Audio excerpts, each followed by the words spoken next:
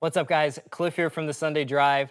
Today we're going to be installing the Bimmer-Tech Apple CarPlay and Android Auto device in this F10 5 Series BMW.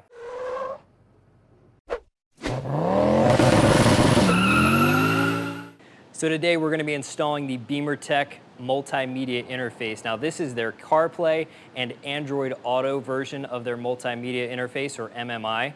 And this allows you to either use your iOS with CarPlay or Android device with Android Auto.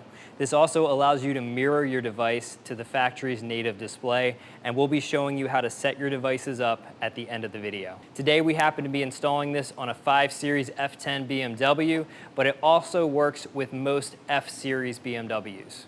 This is a plug-and-play kit, meaning that there is no coding of your vehicle necessary. Once this is hooked up, everything will work natively with your existing system.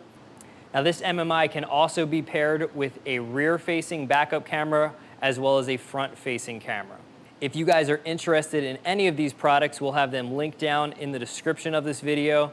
And as always, anytime you purchase tools or parts via our links, it helps us out and helps us to keep bringing content like this to you guys. Whenever working with electronics in your BMW, it's very important to make sure you disconnect the battery. So at the 5 Series, you're gonna lift this flap at the back. Then there are two plastic 10mm nuts that we're gonna remove. We already loosened these. They're on either side of your trunk.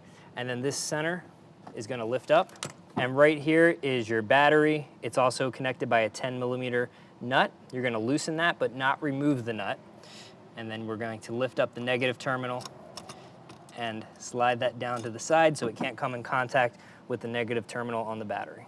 Now, if the back seats of your BMW fold down, there'll be a little lever right here. You want to go ahead and pop that, so if for any reason you would accidentally close the trunk with the battery disconnected, you would have a way to get back into the trunk and release the emergency release handle and reopen your trunk. It's also a good idea to cover this with a towel or some object that'll prevent you from accidentally closing the trunk. First thing we're gonna do is remove this center trim piece. We're gonna start by sliding a trim tool back in the corner here and popping this out. Once it starts to come out, you'll just be able to carefully work your way under with your fingers or a trim tool and slowly pop it out.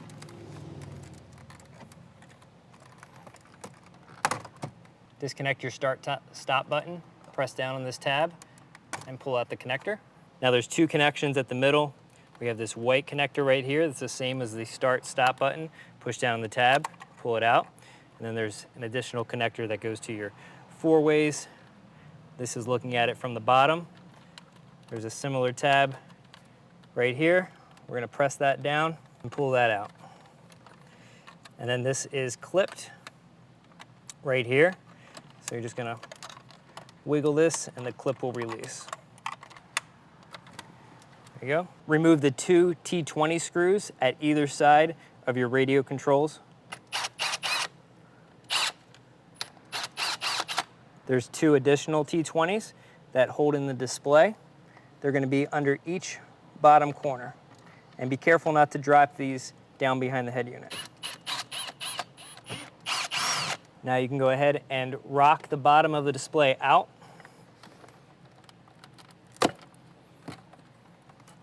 Now we need to disconnect the video cable right here. Now these can be extremely tight, so what I like to do is press down on that tab and it'll kind of stay in place. And then take a pry tool and make sure you're prying right up on the base, but do this very carefully. You also don't want to pry back here because this will bend the wire. I'm prying on the square part of the connector. And as that comes free, that will pop out like that. Now there's an additional connection right up here. Now we can remove the radio controls. It's held in by a whole bunch of clips. So we're gonna pop that out, pop that out. And then if you reach down, you can pop out the bottom clips. There's one on either side. Now if we flip this over, there are two connections. This is a 2-part connection, so you're gonna press down on that clip, and then you're gonna release this black part, slide that down, and the connection will come free. And we're gonna do the same on the other side.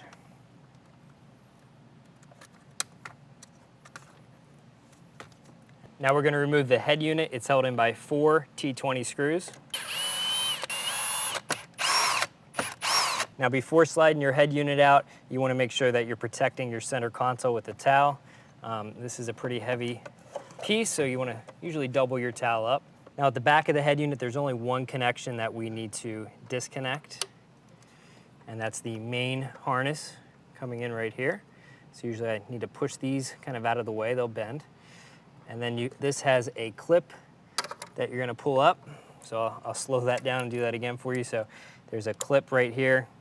You're gonna pull that back and then the harness will release. In the top left corner right here is a fiber optic cable. This needs to plug into the new harness that was provided. So I like to take a sharp pick tool like this, lift up on the tab right here, and then we're gonna slide this connection out. Now what we're gonna do to make sure that we have enough length to connect this to the new harness is we're gonna undo this Velcro right here. And fortunately this is Velcro. On the 3 Series, this is a very sticky tape, which is very annoying to remove. The Velcro is much nicer. These are the kind of upgrades you get with your 5 Series over a 3 Series. You get Velcro instead of sticky tape residue. So we're just gonna leave that free like that so we can plug that into the new harness, and then I'm gonna reapply the Velcro sleeve over top of the wiring. All right. Now, there's not enough room behind the existing head unit to install the Carplay MMI. If you have one of the slimmer MBT head units, sometimes you can fit it under there. However, unfortunately, we have the larger head unit here. So we are going to need to drop the glove box. So we will show you guys how to do that right now. At the top of the glove box are 4 T20 screws that we're going to remove.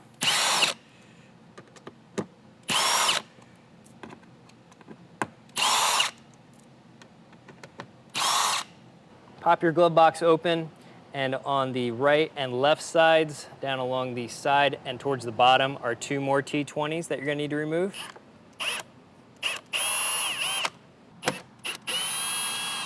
The carpet trim right here has a T20 that holds it in place. We're going to remove that, and that will be loose now.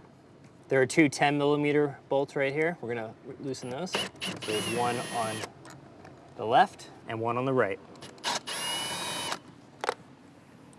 Now we're going to pull down on this black plastic right here that says airbag. And you'll want to bend the carpet back. Now this carpet usually does not bend back this far this easily. There are some plastic clips, which I'll show you in a second, that are usually holding it in place, but for some reason on this car, those clips were already released. So these green clips are usually holding this carpet in place. However, as I went to pull it back, these were already released. So this may be a little bit more of a challenge, and you might have to work with it a little more to get this bottom part to release. Now keep in mind, this is your airbag here, so you definitely want to make sure that you have your battery disconnected when working with it, and always be very careful in general when working around an airbag. Now there's 2 additional T20s that we need to release now that we've dropped the airbag. One right here and one over here.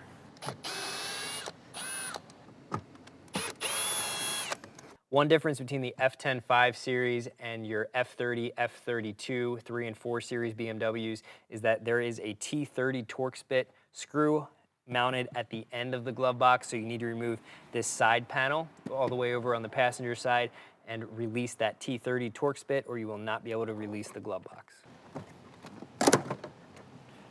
And just open your glove box and pull out. On the driver's side is a clip you're gonna need to remove. Just gonna press from both sides and pull back. And then you're gonna need to disconnect the light.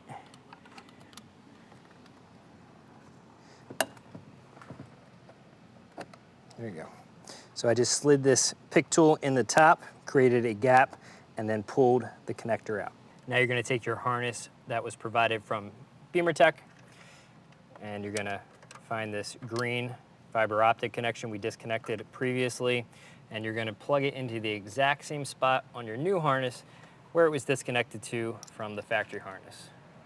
It's gonna connect right in that top right corner there, and then we're gonna plug this into the back of the head unit, and the way you plug it in is reverse of removing the other one. You wanna seat it fully, and then take this tab and lock it down in place, and you'll hear a little bit of a click at the very end. Now take the male end of your new harness and plug the factory harness into that. Same procedure. You're gonna wanna fully seat it down. There we go. Now you're gonna be left with this power cable, and this is what is gonna power the MMI. And we're gonna feed that through the back and to the glove box. And basically we're gonna be mounting the MMI in this area right here. There's a cavity right where my hand is, and that's where we're gonna mount the MMI to.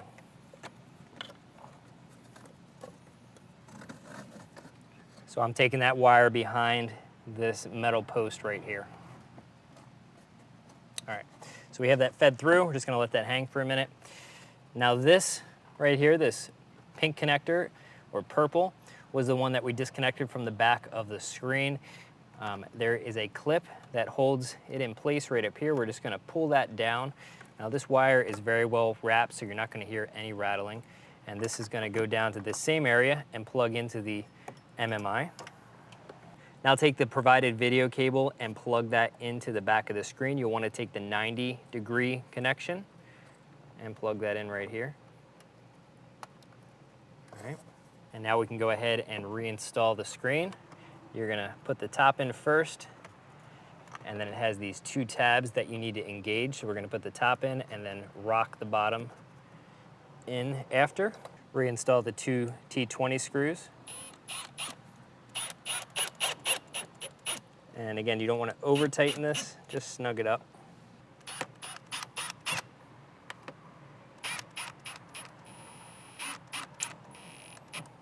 Now we're going to feed the video cable down to the same area.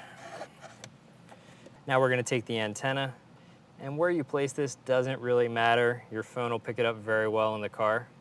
We're just going to remove the double-sided backing, or the backing on the double-sided tape right there. And we're just gonna stick it up in this area right here.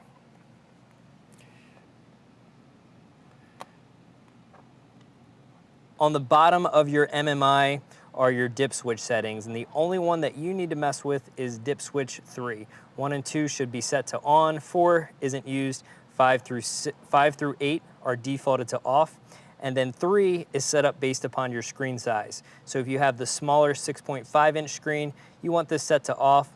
If you have the larger 8.8 or 10.2-inch screens, you're gonna want this set to on. Since we have the larger screen, we're gonna be setting dip switch 3 on. And you can see right here, we have 1, 2, and 3 set to the on positions, or the bottom, and 4 through 8 are set to off. On the top here, we have LCD in, LCD out, so this is for your display. You want to take the new cable that was provided by Bimmer-Tech, and we connect it to the display and connect it to the LCD out. So this is going to feed your display. We're going to connect the LCD in to the wire that feeds the head unit. We're going to do that in a minute because it's a much shorter wire and I can't hold it out here. We're going to take the power connection, and again, we have the battery still disconnected, and plug that in where it says power. We're going to take this harness and plug it into where it says AV USB. Now this harness will have the USB on it, and if there is ever a firmware update provided by Bimmer-Tech, this is the USB port that you'll connect to. The other connections on here are if you have a front or rear facing camera, or both, to install with your system. So all that we're going to be using today is the USB. Take your antenna connection and you're going to screw that on right there. Make sure that's nice and snug.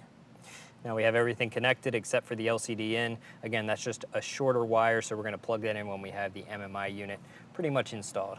So we went ahead and mounted the MMI in the cavity next to the glove box. We cleaned everything with some isopropyl alcohol before using some 3M automotive grade double-sided mounting tape to make sure we don't have any rattles on this car after everything is buttoned back up. Now we're going to reinstall the head unit, and you might have a little bit of trouble getting this block to fit back behind the head unit. So you're just going to have to spend some time playing with this. Usually what I like to do is kind of get it as close as I can and push my hand back down there and try to roughly get it where I want to go. And then you kind of hope that it slides into place. And sometimes you're going to have to spend 5-10 minutes getting this to actually sit back there, because sometimes it likes to give you a lot of trouble. Now there's a little bit more room on the 5 Series than the 3 Series, so hopefully this goes right in. All right.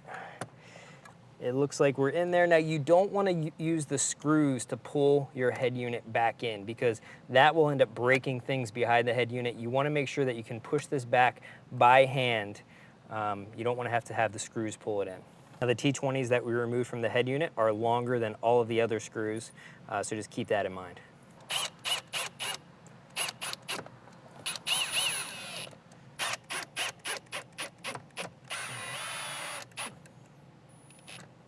Take your bottom faceplate and reconnect the connections. You're going to place it in and then flip up and lock it in place.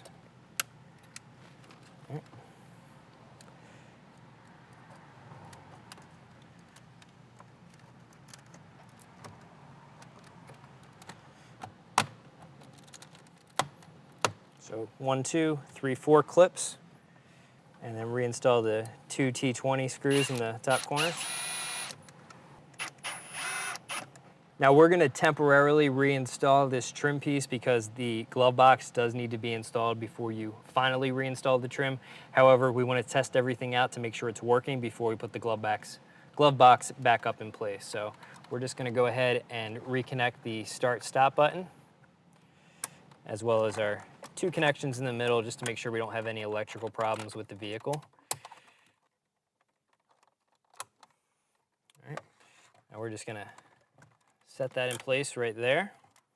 And now we're going to test out the system and make sure that everything hooks up. Now, the only part that we haven't finished installing was the USB interface. Now, if you're running with an iPhone, you are not going to need to ever access this except for firmware updates. So usually what I'll do is just tuck it behind this piece of carpet trim that we removed to the left of the glove box. And that way it's tucked away and you can pull it down when you need to access it for a firmware update. Otherwise, it's hidden away and you don't have to worry about seeing it. Now, if you're running an Android device and do need to connect to this, that's really going to be up to you where you want to install it. On the 5 Series, it's a little harder to hide it. You could probably have it sitting right here. Unfortunately, there's not really an easy way to get it into this compartment. So if you do want to run it somewhere like your center console or something like that, you're going to want to add a USB extender to this, as this line is not very long if you want it to reach all the way to the center console. However, you definitely could have it down sitting somewhere right about here and connect a USB to it for your Android device. So now that we got everything installed, let's show you guys how to get your phones connected. Put the car into accessory mode. Now to access the Carplay MMI, you can do a 2-second press on the menu button on your iDrive controller. Pressing it again for 2 seconds will take you back out. You can also do a 2-second press on the 8 key, and again, a 2-second press will take you out. Now, in order for the audio to work, you need to be in front aux. So if you go to Multimedia, External Devices, and then aux front, nothing's plugged into the aux port, but you do need to have this selected in order to hear any of the audio that's playing from your phone. One shortcut you can do is hotkey the number keys right above your radio controls. And what you're going to do for that is you're going to long press the 8 key, and then you heard that little doot. That has now saved the aux front to the 8 key. So whenever you launch MMI with the 8 key, it'll automatically put you into aux front mode. You can save any of your menu functions to any of these 1 through 8 keys. So little trick for you guys if you didn't know that. If at any time you ever have an issue with your MMI, you can factory reset it by holding down the back key for anywhere from 8 to 10 seconds. That will reset the MMI to the factory settings. So now we're in the MMI, and you can see we have iOS, Android, USB, mirroring, and settings. So go over to settings. In order to connect your iPhone, the first thing you want to do is connect to the Wi-Fi the device is putting out. So go under your Wi-Fi.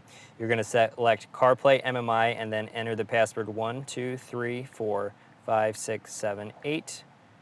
Join. Now keep in mind this isn't a data connection, so if you are on a network that does have a data connection, you might have some trouble connecting. It might boot you back to the other network. So you just have to force it to stay on this network, and obviously if you're driving around, you're not going to be connecting to any other Wi-Fi networks. All right, so now we're connected to the Wi-Fi that the device is putting out. Now we're going to go under wireless CarPlay pairing. We're going to hit Start Search, and on your phone you're going to go to Bluetooth. Then select CarPlay MMI. You're going to select Pair, and then allow to sync to favorites. And then the last third pop-up is use CarPlay. So select that yes on that. And as you can see, this automatically launched CarPlay. Now, if you go back to the main menu right here, you can go down and select MMI. And you can see now that the iOS icon is highlighted green, meaning that you can activate CarPlay. Now, if you long press your speech button on the steering wheel, that is going to launch Siri. And as you can see, it is picking up my audio cues right from the factory mic. Now, you don't have to connect any additional microphones or run any wires to the factory mic. This will all interface from directly behind the head unit. Now, to do mirroring, you're going to select iOS, and then it's going to tell you that you're going to have to disconnect CarPlay for this. And as you can see right there, it's saying your password is 1234567 We're already connected to the Wi-Fi from earlier. So now you're going to swipe down and select Screen Mirror on your iPhone. You will see AirPlay MMI pop up. And now you can mirror your phone. Now, let's go into an app that rotates here. All right, so look at, there you go. You can see some of the jobs that we have today right there. But you can see that this does go full screen when you rotate the phone. Now, it does narrow down a little bit to just maintain the proper aspect ratio. So you're going to have some black borders right there. But for iOS or for CarPlay, it does go full screen. Now we're going to show you how to connect Android Auto. In order to connect Android Auto, it's a very similar process. You're going to go under Settings, and you're going to go to Wireless Devices. And now this is a little bit deceiving, but you are going to go to Wireless CarPlay Pairing again. You're going to hit Start Search. And on your phone, you are going to go to your Bluetooth. And you can see my Galaxy Note 8 right there. And then you're going to select CarPlay MMI. All right, you get a pairing request, select OK. Now go ahead and launch Android Auto on your phone. And as you can see now, Android Auto comes up on the display, and it works just like normal Android Auto. Now for Android Auto mirroring, it's a little bit more complicated. Unfortunately, I do need to return this car to the customer. So we are going to have a link down in the description, as well as a brief write-up that explains how to connect Android for screen mirroring. It does involve downloading an additional app to the phone, I believe. So we'll have that down in the description. I apologize, it won't be in the video. Now to actually get to the menu button, it defaults and launches in Google Maps. Hit the back key on your iDrive controller, and that will select the main menu button, and then select that with the iDrive controller, and that will bring you to your main Android Auto interface. And again, Android Auto is going to control what apps are shown up here, just like with Apple CarPlay. So depending on what you have installed on your phone will vary what is shown here. Just like with Apple CarPlay, I can activate Google Assistant by holding down the voice control on the steering wheel. However, again, we don't have any service where we're at in the garage right now, so it's not going to be able to help us out at this point. That's it, guys. That's how you install the Bimmer-Tech Apple CarPlay and Android Auto MMI and an F10 5 Series. Now, if you guys have any questions or comments, please leave them down below. And if you would like us to install a Bimmer-Tech CarPlay kit in your BMW, definitely shoot us a message. We'll have our contact information down below. And as always, the parts and tools used in this video will be linked in the description. And anytime you go through one of our links, we get a little bit of a portion of that sale, so we really appreciate it. It helps us keep bringing content like this to you guys. And if there's any other videos you'd like to see, definitely leave those down in the comment section. We will see you back here next time.